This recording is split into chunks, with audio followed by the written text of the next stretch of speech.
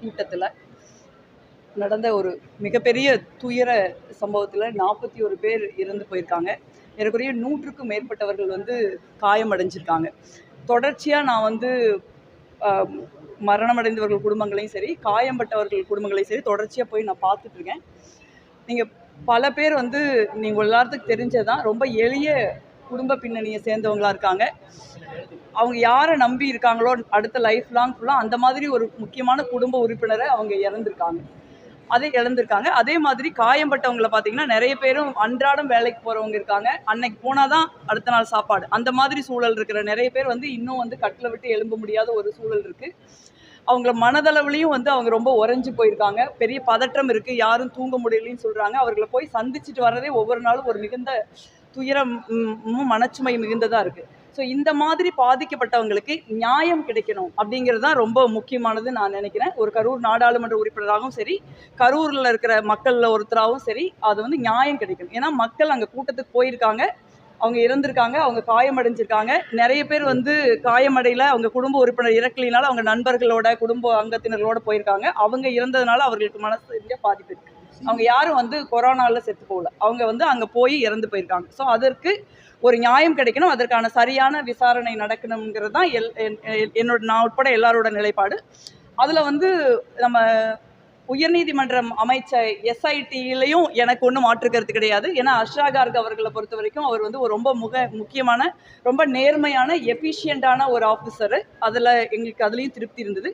இன்றைக்கி உச்சநீதிமன்றத்திற்கு வழக்கு போனப்பறம் உச்சநீதிமன்றம் சிபிஐ விசாரணைக்கு உத்தரவிட்டிருக்காங்க. சிபிஐ விசாரணையை கண்காணிப்பதற்கு நீங்கள் மாண்புமிகு முன்னாள் நீதியரசர் சஞ்சய் ரஸ்தோகி அவர்களுடைய தலைமையில் ஒரு குழுவை அமைச்சிருக்காங்க. இது ஏன் நான் நினைக்கிறேன்னா, பொதுவாகவே சிபிஐயோட ட்ராக் ரெக்கார்டு பார்த்தீங்கன்னா, பொதுவாகவே பாஜக ஆட்சிக்கு வந்ததுக்கப்புறம் சிபிஐயாக இருந்தாலும் சரி, அமலாக்கத்துறையாக இருந்தாலும் சரி, வருமான வரித்துறையாக இருந்தாலும் சரி, வெறும் அரசியல் காரணங்களுக்காக மட்டுமே தான் அது பயன்படுத்தப்படுகிறது. இவங்க விசாரித்து ஒரு நியாயம் கூட இதுவரை கிடைக்கல. அந்த மாதிரி ஒரு சூழல் இருக்குது. அதனால தான் சிபிஐ விசாரணை மட்டும் வச்சா மக்களுக்கே நம்பிக்கை இருக்காது. அப்படிங்கிறதுனால தான் உச்சநீதிமன்றம் சிபிஐ விசாரணையையும் கண்காணிப்பதற்கு ஒரு ஓய்வு பெற்ற நீதியரசர் அவர்கள் தலைமையில் ஒரு குழு அமைச்சிருக்காங்க.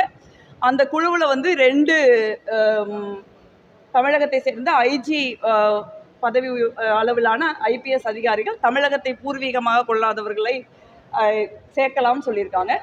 என்னை பொறுத்த வரைக்கும் இது கோர்ட் ஆர்டர்னா கூட எனக்கு இருக்கிற சஜஷன் அந்த 2 ஐபிஎஸ் ஆஃபீஸர்களில் ஒருத்தர் அஷ்ரா கார்க் அவர்களாக இருக்கணும்னு நான் நினைக்கிறேன். ஏன்னா அவங்க சொல்கிற எல்லா விதமான நடைமுறைகளும் திரு அஷ்ரா கார்க் அவர்களுக்கு பொருந்துகிறது. அவர் தமிழ்நாட்டை பூர்வீகமாக கொண்டவர், அவர் பஞ்சாபை பூர்வீகமாக கொண்டவர். அதே மாதிரி இந்த விசாரணையை இதுவரைக்கும் அவர் முன்னெடுத்திருக்காரு. இதுவரைக்கும் ஒரு சின்ன குற்றச்சாட்டு கூட கிடையாது. ஒரு நேர்மையான ஆஃபீஸர், ஒரு மக்களுக்காக நிற்கக்கூடிய, போராடக்கூடிய, நியாயம் வழங்கணும்னு நினைக்கிற ஆஃபீஸர். அதுதான் அவருடைய ட்ராக் ரெக்கார்டு. அதனால உச்சநீதிமன்றம் அமைச்சிருக்கிற நீதிபதி அவர்கள் அஷ்ரா கார்க் அவர்களையும் இதில் ஒரு அங்கத்தினராக சேர்ப்பார்கள். அதுதான் அந்த விசாரணைக்கு ஒரு நேர்மைத்தன்மையையும் ஒரு விசாரணை ஒரு சரியான பாதையில் செல்கிறது அப்படிங்கிறதுக்கான ஒரு புரிதலையும் நமக்கு அளிக்கும் நான் நினைக்கிறேன்.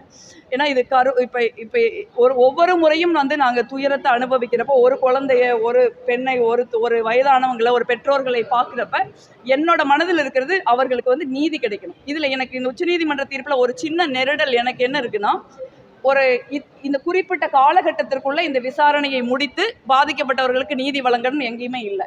உச்சநீதிமன்ற தீர்ப்பில் நீங்கள் மாதம் ஒருக்கா சிபிஐ நீங்கள் ரிப்போர்ட் விசாரணை அறிக்கையை தாக்கல் செய்யணும்னு சொல்கிறாங்க. அப்போ இது 1 வருஷம் ஆகுமா, 2 வருஷம் ஆகுமா, 4 வருஷம் ஆகுமா, 5 வருஷம் ஆகுமான்னு யாருக்குமே தெரியாது. அப்போ இன்னும் இந்த வழக்கு முடிவடையாத ஒரு சூழல் இருக்கிறதுனால தமிழ்நாடு அரசாங்கம் இந்த விசாரணைக்கு ஒரு குறிப்பிட்ட காலத்திற்குள்ள இந்த விசாரணையை முடிக்கணுங்கிற ஒரு வாதத்தை முன்வைக்கணும்னு நான் நினைக்கிறேன். இன்னும் இந்த வழக்கு முடியல. இது ஒரு இடைக்கால உத்தரவு தான் வந்திருக்கு. அதே மாதிரி நீங்கள் பாஜகவை பொறுத்த வரைக்கும் அவர்கள் தாவேகாவை நெருக்கடிக்கு உள்ளாக்குவதற்காக இந்த சிபிஐ விசாரணையை பயன்படுத்தக்கூடிய வாய்ப்பு இருக்குது. ஏன்னா அவங்களுடைய பாஜகவுடைய ட்ராக் ரெக்கார்டே அதுதான். பாஜக கீழே சிபிஐ ஒரு இண்டிபெண்டான அமைப்புன்னு நம்ம நினைக்கவே முடியாது. ஈவன் தாவேகாவும் சிபிஐ விசாரணை கேட்கல. ஸோ அந்த மாதிரியான ஒரு சூழலில் ஒரு பாசிச சக்தியை எவ்வளவு தூரம் வலிமையாக தாவேகா எதிர்க்கிறது அப்படிங்கிறதுக்கான ஒரு அரசியல் ரீதியான சவாலாகவும் இது அவங்களுக்கு இருக்கும்னு நினைக்கிறேன். எல்லாத்தையும் கடந்து எங்கள் மக்களுக்கு எங்களுக்கு நீதி கிடைக்கணுங்கிறது தான் என்னை பொறுத்த வரைக்கும் ரொம்ப முக்கியமானது. நான் தமிழகத்தில் சிபிஐ வச்சு அரசியல் செய்கிறாங்க, அது மக்களுக்கு தெரியும் அண்ணாமலை பேசுகிறாங்க. இல்லை, சிபிஐ வச்சு யாரும் அரசியல் செய்யலை. சிபிஐ வச்சு பாஜக தான் தமிழ்நாடு மட்டுமல்ல இந்தியா முழுவதும் அரசியல் செய்கிறது. நீங்கள் வந்து பாஜகவால் பிரதமர் நரேந்திர மோடி அவர்களால் மிகப்பெரிய ஊழல்வாதிகள் என்று பட்டியலிடப்பட்டவர்கள்லாம் இதே சிபிஐ, இதே அமலாக்கத்துறை, இதே வருமான வரித்துறை சோதனைக்கு பின்பு, விசாரணைக்கு பின்பு பாஜக வாஷிங் மெஷின் வெளுக்கப்பட்டு உள்ள ஒரு புனிதமானவர்களாக ஆகிட்டாங்க. இதுவரைக்கும் வந்து எங்கேயாவது இந்த சிபிஐயோ, இந்த இடியோ, இந்த வருமான வரித்துறையோ பாஜக ஆளுகின்ற மாநிலங்களுக்கு போய் அங்கே இருக்கிற யாரையாவது விசாரித்து அவங்களையெல்லாம் புக் பண்ணியிருக்காங்களா நீங்கள் பாருங்கள். இது வரைக்கும் வந்து நம்ம யாரும் வந்து ஒரு அரசியல் நோக்கத்தோடு சொல்லலை. பாஜகவினுடைய 11 ஆண்டு கால ட்ராக் ரெக்கார்டுங்கிறது இந்த மாதிரி விசாரணை அமைப்புகளை அரசியல் ரீதியாக பயன்படுத்துறதானே ஒழிய மக்களுக்காகவோ ஒரு மாநிலத்தின் நலன்களுக்காகவோ அதை பயன்படுத்துனதே இல்லை. இவர்கள் எல்லாம் பாஜகவினுடைய ஒரு டீம் மாதிரி இருக்காங்க. சிபிஐயா இருந்தாலும் சரி, இடியா இருந்தாலும் சரி, வருமான வரித்துறையாக இருந்தாலும் சரி. அதனால எங்களுக்கு ஒரு அச்சம் இருக்கு.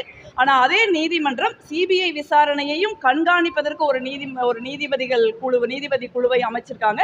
அதில் 2 தமிழ்நாட்டில் சர்வீஸ் பண்ணுற ஐபிஎஸ் ஆஃபீஸர்ஸ்கள் இருப்பாங்க அப்படின்னு சொல்றது வந்து ஒரு நம்பிக்கை அளிக்கக்கூடிய விஷயமா இருக்கு. ஆனால் இது நிச்சயமாக ஒரு குறிப்பிட்ட காலத்திற்குள்ள வந்து இந்த விசாரணை முடிக்கப்பட்டு எங்களுக்கு நீதி வழங்கப்பட வேண்டும் நான் நினைக்கிறேன். அந்த உத்தரவு உச்சநீதிமன்ற உத்தரவில் இல்லை. அது வந்து எனக்கு ஒரு பெரிய ஒரு முரணா எனக்கு தெரியுது.